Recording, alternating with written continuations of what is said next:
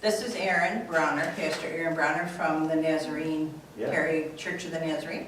And if you would bring our invocation, we would appreciate that. Of course, yeah. Thank you. Let's pray together. Father, thank you so much for being with us always.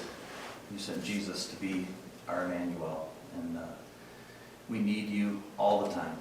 When we're awake, when we're asleep, when we're in meetings, and when we're at church. And we're thankful that you are with us all the time, and that you are guiding and leading discussion and decisions, and we pray that you do that now. We love you and pray all these things in your name. Amen. Amen. Thank you, Aaron. Thank you. I actually have a Zoom meeting for something else at 7, so Oh, well, you go right ahead and go. sorry Feel about that. free. Thank No, you. That's fine. See that. Well, it's 7 o'clock, so I'll call our meeting to order and ask you to join me, please, in the Pledge of Allegiance. I pledge allegiance to the flag of the United States of America and to the republic for which it stands, one nation, under God, indivisible, with liberty and justice for all. Shirley, would you take roll call, please? Hammond, Here. Larry Lambert, Here. Mike Connell, Here. Bob Porter, Mindy Galvin, here, Mo Guzzi, Here. Kristen Gable. Here. Looking for approval of our agenda. I move that we adopt the agenda as printed. Second. We have a motion from Kamal, seconded by Kristen. All those in favor, please indicate by saying aye. Aye. Those opposed, nay. Motion passes. And now approval of our council meeting minutes from May 21st. I move that we suspend the rules, waive the reading, and approve the minutes from the May 21st regular meeting. Second. We have a motion from Larry, seconded by Kamal. All those in favor of that motion, please indicate by saying aye. Aye. Those opposed, nay. Motion passes. I don't think we have anyone here for pre-approved reports or presentations, so we'll move into public comment. I don't think we have anyone here for public comment unless, Dennis, did you have anything to say? No? Okay, then. So we will move right into communications. Shirley? Communications. None? Nope. Sorry. I do have just a couple little things to report. One is concerning our standing committees.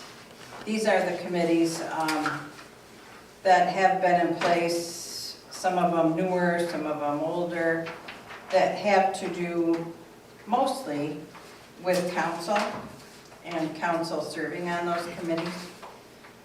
Some of them we just don't use anymore.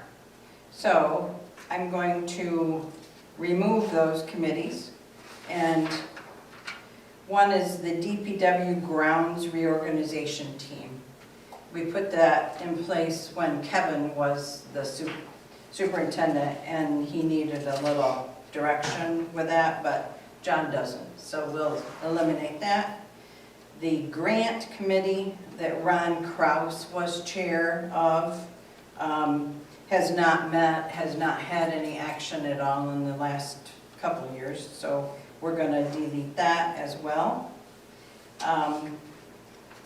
The committee, or the title of committee for the group that put together the events application, we're just going to change that title to the events application work group.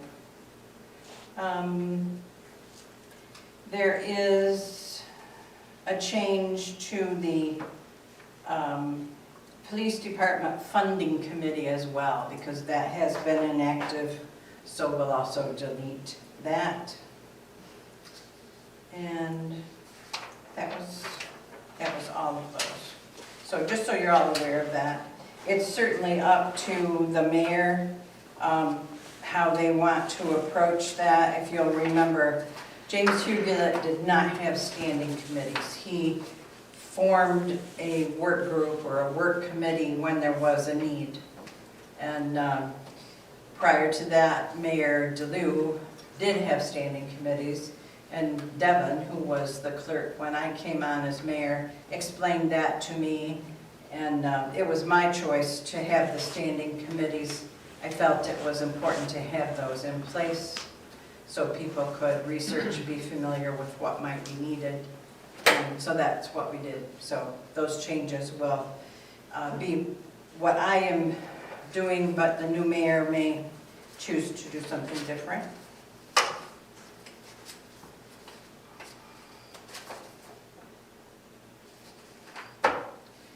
The other thing I just wanted to talk to you about a little bit, you know, the engineering firm OHM that was doing the research on our water supply and on our sewer system, they made some recommendations that if we do want to be able to provide water to more businesses or more homes, we would need to expand our water system by putting in a second water tower. Probably other changes too, but that is the biggest expense by itself. So John Souter and Nate Nolan from OHM and I went yesterday and met with Dr. Lori Haven, the superintendent of the schools, and the head of the maintenance department, Rod Adair. And we met with them because OHM's findings showed that the best place to place a second water tower was on school property. And that would do many things besides expand our water that we have to provide to people. It would make the flow of the water better. The school has had, I say, poor looking water. It's certainly safe and okay for them to use for cooking and drinking and so on, but it's not as attractive looking as the water in the rest of the city because they're the dead end of the line. Theirs doesn't flow through, it doesn't have a loop. So putting the tower there would give them more circulation. And it would also provide more water safety to have that additional water in place. It would be the same size, the water tank would be the same size as the one we have. And certainly this is far in the future, 6 to 10 years most likely. But if we do move ahead with it and apply for grant funds, we need to be able to identify where the tower would be.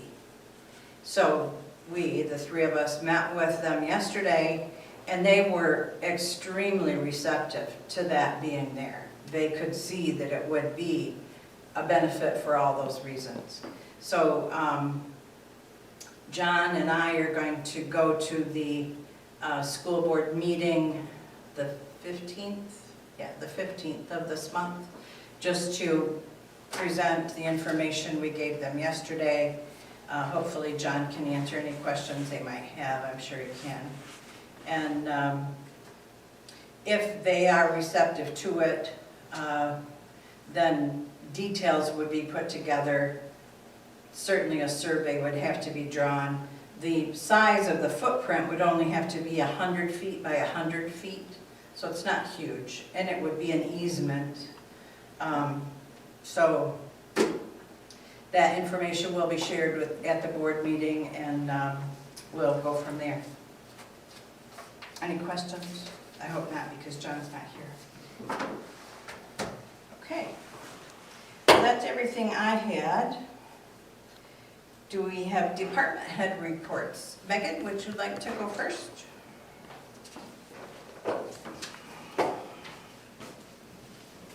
Good evening. Just a couple quick things, because I do have an item on the agenda later on. The audit fieldwork has been scheduled. Will be in our building August 17th through the 19th. I believe I need to have all my pre-documents to them the first week of August. I learned yesterday morning that we did not get picked for the T-Mobile grant for the Jubilee Park projects that I have been working on, but I will keep my eye out for other opportunities to apply for the same improvements that we want to do through different avenues. This is kind of a calm before the storm for me right now, working on month end for May, moving into June. In the next couple of weeks, we'll get tax bills from the county, so those will go out by July 1st. Of course, year-end, June 30th, and we'd start the year-end closeout and audit prep, so I'm just gonna soak in a little bit of quiet for the next 15 days. We did finalize our millage rate based on receiving the millage reduction for action computation. So the 2025 City of Perry millage rate was 12.2974 mils. In 2026, it'll be 12.2667. So it was a very small reduction. And that is all I have for now. Thank you. Thank you. Thank you, Megan. Shirley? Yes, the only thing that I'm gonna touch base on is the election. We will have seats available, council seats, that we is ready for. So I just wanna let the public know that write-in candidate, declaration of intent, you can become an official write-in by filling out the paperwork, which is due October 23rd by 4 o'clock in my office, and just come to City Hall and we can explain that to you. And that's it. Anybody have questions for Shirley about that? I'll post that information, but I haven't done it yet. So it will be posted on the board and What was the deadline date October again? 23rd October 23rd. by Okay. 4 p.m. All right. I would suggest like before 4 p.m. in case there's an issue with the Yeah. paperwork, not at 4 p.m. Yeah. because then it's too late. Kyle?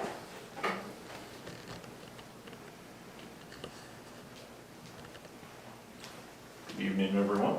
I'm going to pass this out to everyone. This is a summary of what the speed trailer has picked up over the last month of May. Thank you.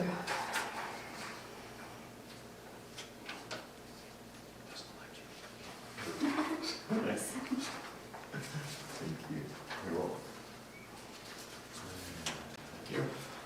So the front page is just a snapshot of the big picture for the month. So just shy of 7,000 vehicles went by the sign, and that only reads the southbound traffic, just so you know. That is not anybody who's going away from it. It's only vehicles coming towards it. Obviously, the minimum speed is 10 because that's what I set the sign to read. So, but the average speed is 17 through there. So posted is 25, average speed is 17. We did have somebody going 43 at one point, and I could claim that possibly going through their lights and sirens. I don't know, but I don't know when we go through there if there's any way to determine that at all. There really isn't, but that being said, who knows the circumstances for that. But down on the bottom left, 100% compliance. I don't have an answer back from the company on what that actually means, except for, I believe it might be when they're coming by, they are in line with the sign is reading that they are slowing down at some point. So they might be going 43 miles an hour, but they might slow down to 35 or something along those lines. So I believe it's something along those lines that is what that is reporting. And then 55% of vehicles slowed down. Again, I don't know what slowed down is defined as. But the 85th percentile, I do know that that is generally how speeds are determined. So when we have a speed study done on N52 by the state of Michigan, the 85th percentile is what determines our speed limits. So when we're around the 85th percentile, most vehicles are going 20 miles an hour in front of that sign or across that sign. Then on the back side, you have total volumes by speed. You can see a vast majority of people are going between 11 and 15 miles per hour. And then below that, 16 to 20, and then 21 to 25. There's a little chunk there at 26 to 30, and then you have a sliver between 31 and 45. And then you have the breakdown over time. You can see the times of day by volume, and you can see where I have told the officers, or what time I have told the officers to sit out there and to observe traffic. Between 3 and 5 definitely is a peak traffic time there. So I just wanted to give you that. I've been playing around with that program a little bit, trying to figure that all out still. But does anyone have any questions regarding what is printed in front of you? More of a question in general, Kyle, relative to the placement. Do you think that the placement along Clearwater would be any different if the sign was placed further north? Majority of the people are probably either going at that speed or have slowed down to turn on Rolfe Street. Is where more of the flow traffic comes down Clearwater to Rolfe. It's picking up vehicles as soon as they hit the curve right there on Clearwater. I'm not sure that it registers at that point. Is there a I've driven by and it has. Yeah. As soon as I'm in line with it, it's picking up my speed. So, if we move any further up, they still, I believe they might be slowing down for the curve. That's why I put it where it was, is more of a straightaway. So that if they are accelerating even all the way to Ralph Street, I thought maybe that it would pick it up Okay. there.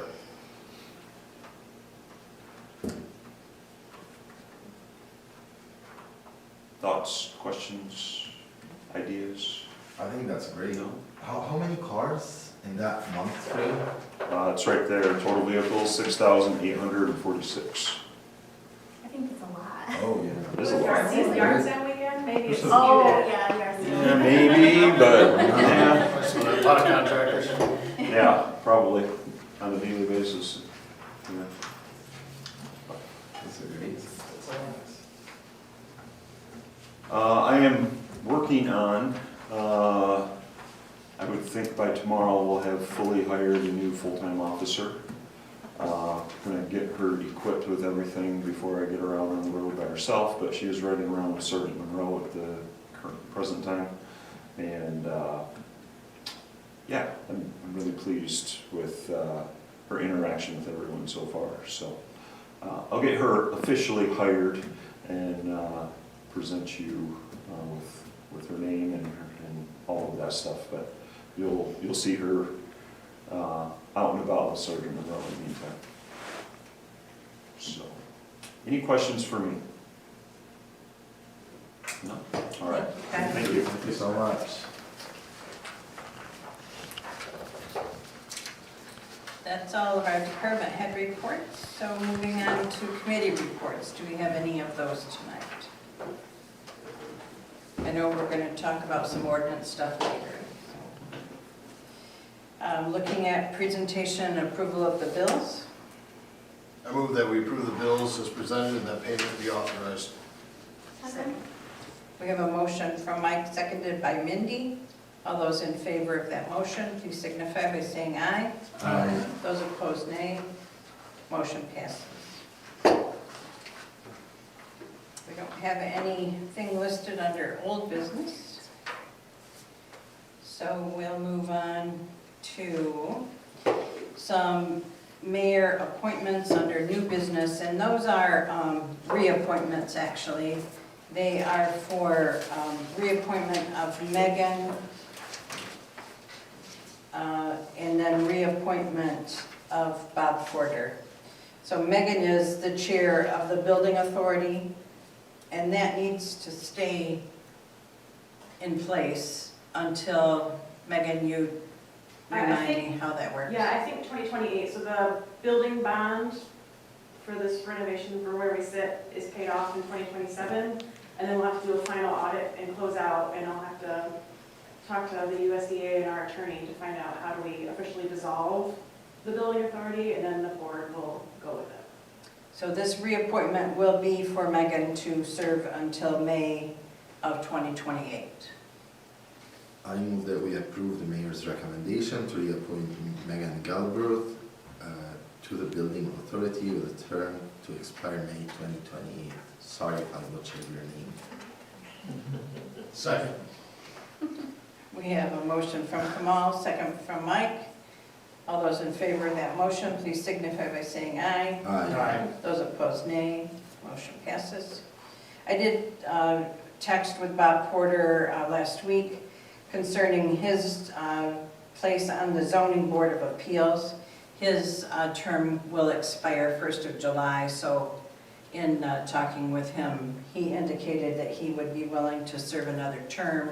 So I'm reappointing him to a term to expire July of 2029. I move that we approve Mayor's recommendation to reappoint Bob Porter to the Zoning Board of Appeals with a term expires July 2029. Second? We have a motion from Kamal, seconded by Mindy. All those in favor of that motion, please signify by saying aye. Aye. Those opposed, nay. Motion passes. We'll bring Megan back to talk to us about item number 2, third and fourth quarter budget comparison / amendments. So for the sake of simplicity, I combined our third and fourth quarter budget reviews. I have a copy in your packets of what it looked like at the end of third quarter, which was March 31st, as well as what it looked like as of May 29th. We need to make a few amendments because while a deficit budget is acceptable by the state of Michigan, you can only have a deficit budget as long as it's passed by council. And some of the changes that happen throughout the year are an unplanned deficit. And the big thing that looks like is the DPW barn build was not completed at the end of June 30th, 2025. So we realized more of the rebuild expenses in this budget than we had planned on. We had budgeted about $100,000 in expenses for the year we're in. They came in closer to 175, 180.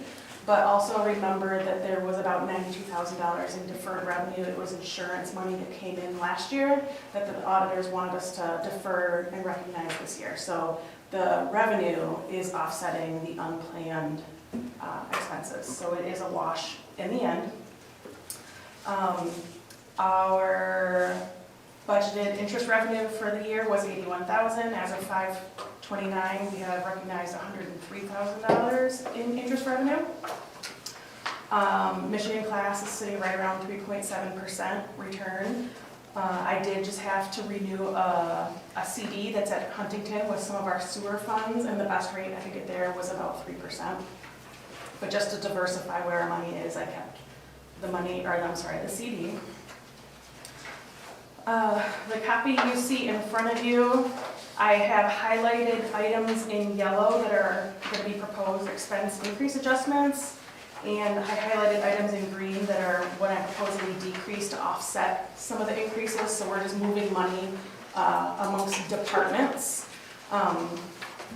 So those adjustments I'm recommending are that we decrease the ordinance enforcement officer salary line. A lot of that is in big part to the transition in ordinance enforcement officers because there was a lapse in when we had somebody in that position. We're also decreasing the community promotion line by 1,000, qualifications updates by 1,000, and publications and printing by 3,500. Again, these are items that are just coming in well under budget, so we were able to move those planned expenses to offset some other things. One of those things being the RRC director salary, as well as the park administrator salary lines that were approved a couple months ago.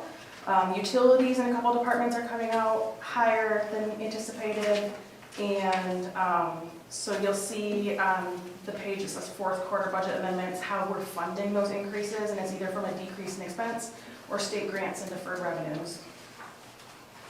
General fund is the only fund that needs amendments. All other departments are coming in well within their planned budgets. John does have some bigger planned projects still to happen in June, some road paving projects. So we will, right now the expenses look well below what we budgeted, but those should come up before the end of the year.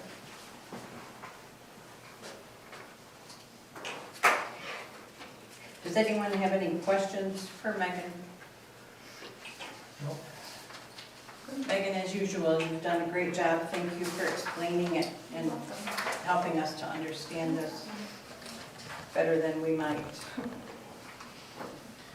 Looking for a motion to approve these amendments. I move that we approve the treasurer's the fourth quarter budget amendments. Second. I'm sorry, just for.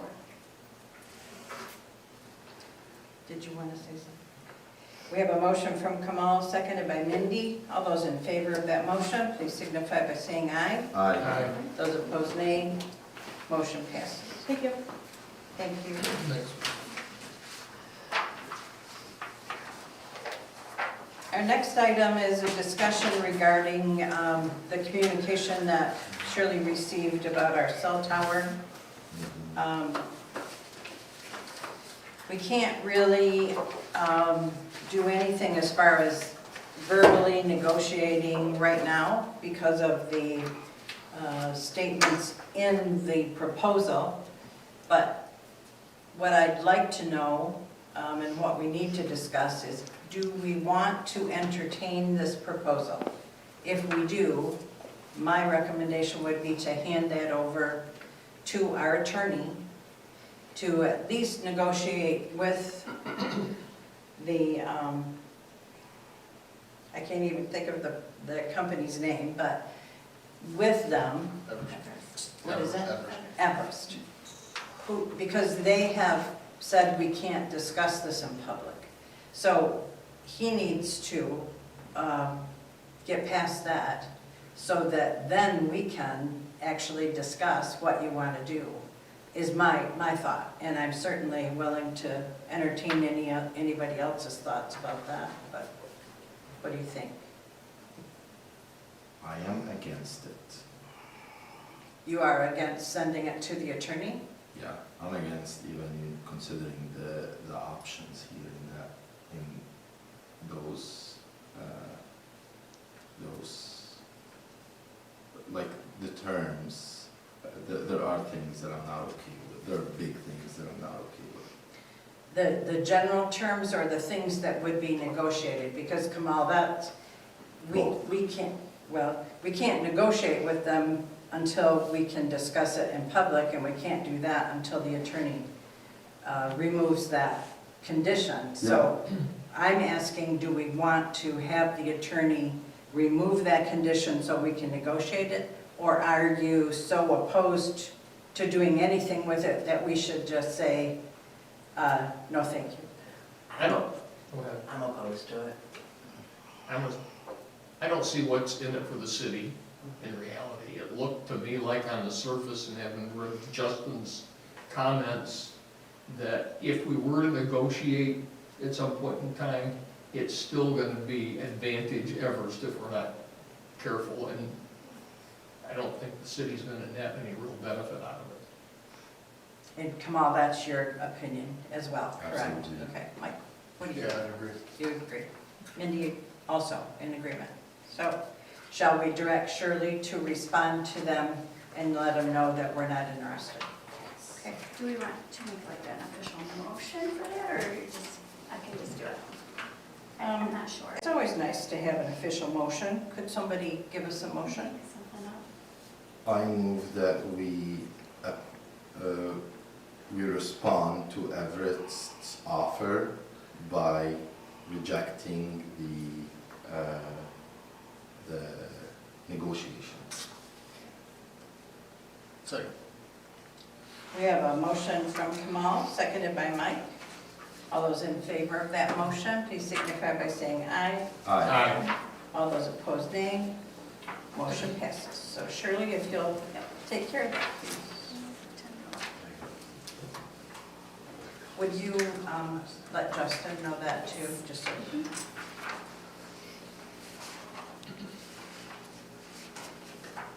Our next item is in regard to some ordinance amendments, so I'll turn this over to the chair of our ordinance committee, Larry Lambert. Okay, so we talked about this in our last committee meetings, and before I start, is there anyone that has any questions or need for clarification I'd asked for any input back in terms of when I make changes. I didn't receive any, but I just wanted to double check, see if, or is it okay for me to go ahead and start going through it as a first reading? I, I'm sorry, go no, ahead. go ahead. There was something you wanted to say, because we went with John. We told you, remember you were going to mention it, but, No, I forgot. can I just? Yeah, absolutely. So, John Liskey did come in on Tuesday, and just had some questions about what's happening, but he did tell us that they have to pay the state, their permit fee with the state's $15,000 a year. One thing that I wanted to ask him that I thought of, and I didn't email him today or yesterday, is that for both facilities, or is it just for one? It's for one. Just for one That's facility? for one. So he pays 2 permit fees, okay? So that was just something that, Yeah, He shared with us. John did ask that we share that their renewal fee at the state yes. for their store, one store is $15,000. And so he just wanted to say, that's a lot, it is a lot, but they knew that going in. And of course, the increase in the tax that they have to pay to 24%. Yeah, That was about it. and what I was gonna say, I was okay with the 1,500. I know that came up last time. I did my research. I think it's more than fair. Okay, The proposed Working. number. recognize it's the first reading, we're not approving it. Absolutely, yeah. So the first reading to approve, but potentially putting it on the agenda for approval at our next meeting. Okay, I move that we place ordinance amendment 408, chapter 860, section 860.04, authorization of facilities and fee, point C, section 860.06, requirements and procedure for issuing license, section 860.07, license renewal, which reads as follows on the next agenda for possible approval. City of Perry ordains, the City of Perry codified ordinance concerning marijuana establishments, chapter 860, shall be and is hereby amended as follows. Chapter 860, section 860.04, authorization of facilities and fees, fee, point C, section 860.06, requirements and procedure for issuing license, section 860.07, license renewal is amended and the following is substituted in its place instead. 860.04, authorization of facilities and fee, point C.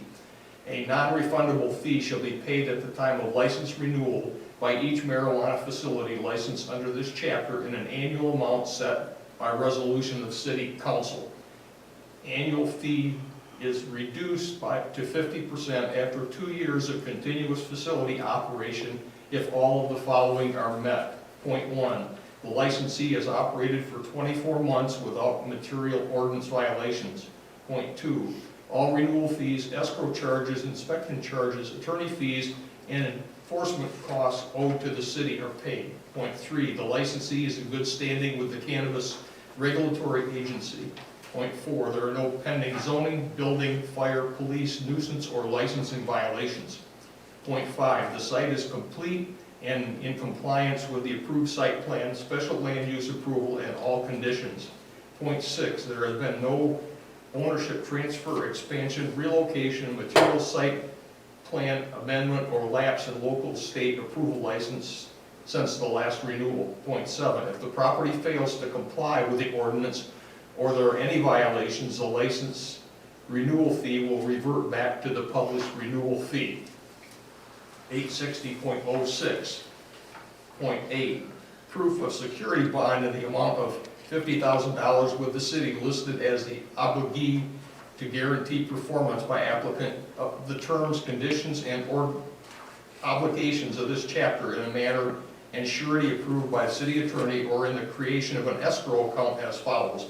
Point A, the account must be provided by a state or federally regulated financial institution or other financial institution. Point B, and the account must be for the benefit of the city to guarantee performance by licensee in compliance with this chapter and applicable law. Point C, the account must be in the amount of $20,000 and in form prescribed by the city attorney.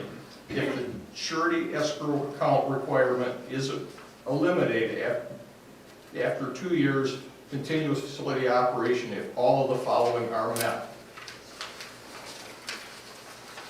Point 1, the licensee has operated for 24 months without material ordinance violations. Point 2, all renewal fees, escrow charges, inspection charges, attorney fees, and enforcement costs owed to the city are paid. Point 3, the licensee is in good standing with the Cannabis Regulatory Agency. Point 4, there is no pending zoning, building, fire, police, nuisance, or licensing violations. Point 5, the site is complete and in compliance with the approved site plan, special land use approval, and all conditions. Point 6, there has been no ownership transfer, expansion, relocation, material site plan amendment, or lapse in local state approval since the last renewal. The city has no documented basis to believe a higher bond is needed to protect the public health, safety, and welfare.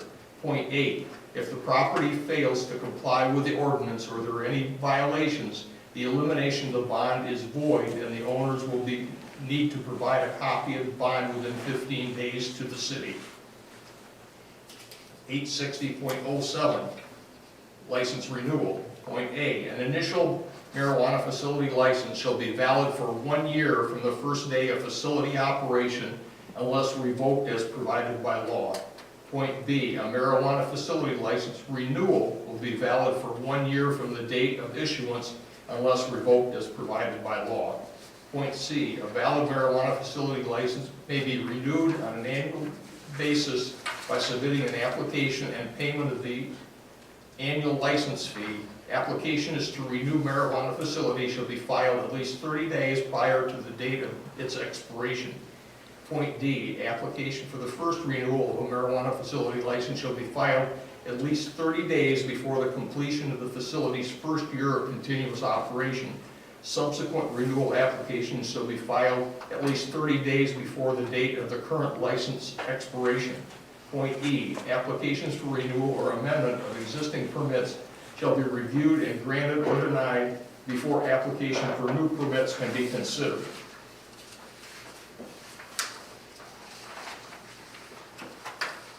Do we have a second? Second.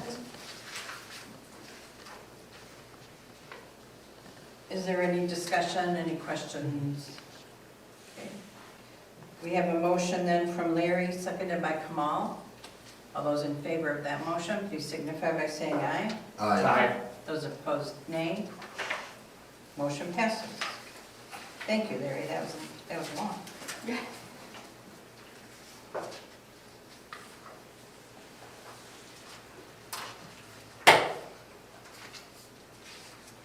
Next on our new business is the zoning amendment 409, chapter 3. Larry, do you want to take care of that?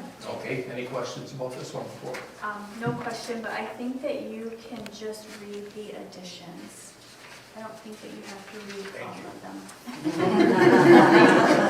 And I probably should have put them out there, so I apologize.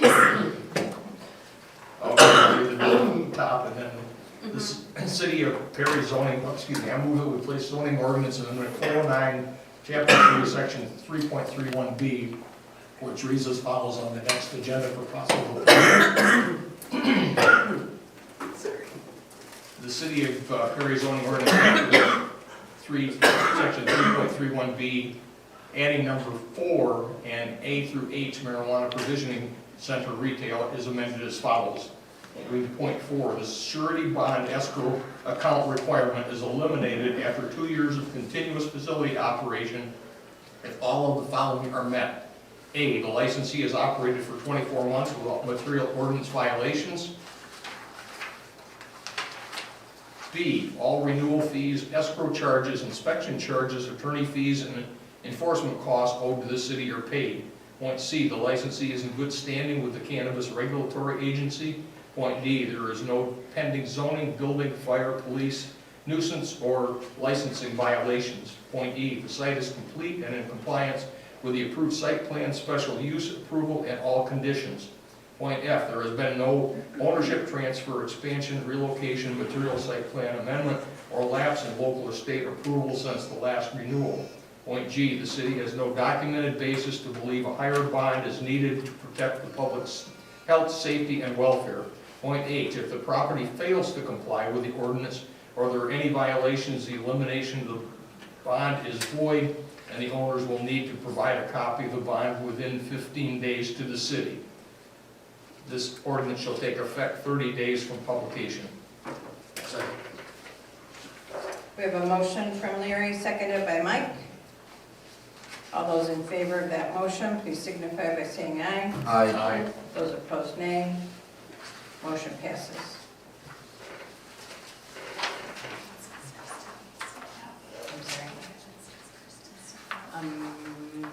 Well, we still have a quorum, so I think we're okay. You'll just have to indicate that she had left the building. Or the room, I should say.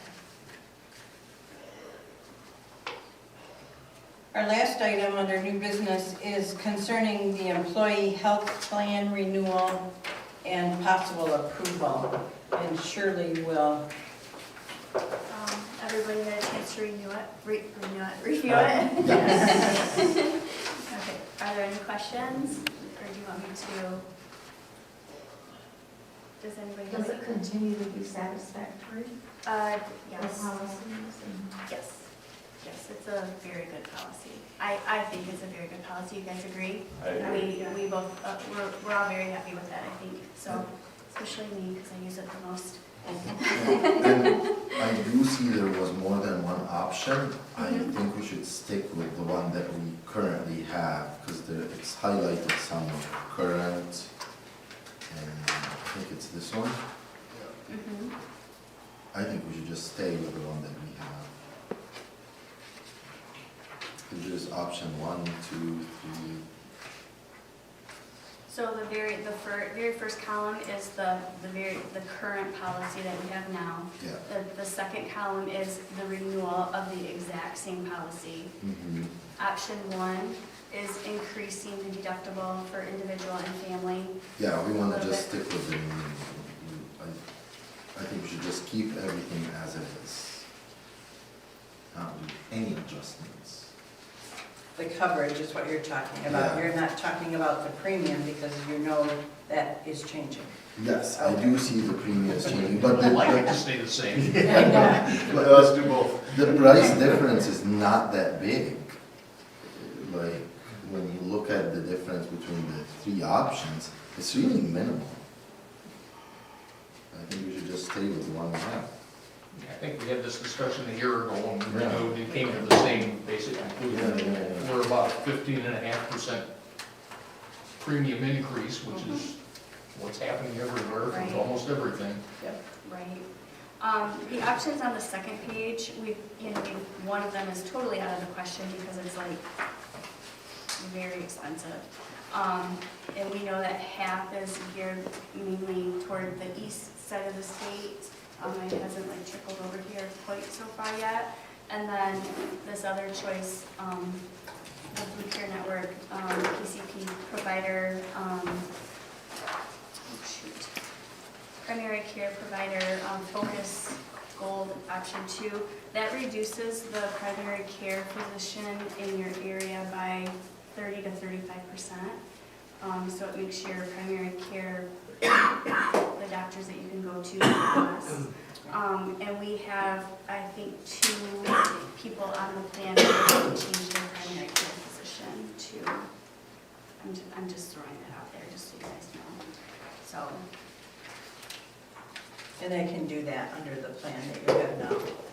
They can change their primary. you can care change right physician. now, but you can change if you want to, but like if, say you chose option 3 on this, the second page of this, Yeah. they would have to change their, because their doctor would not accept, Okay. would not be able to accept Yeah.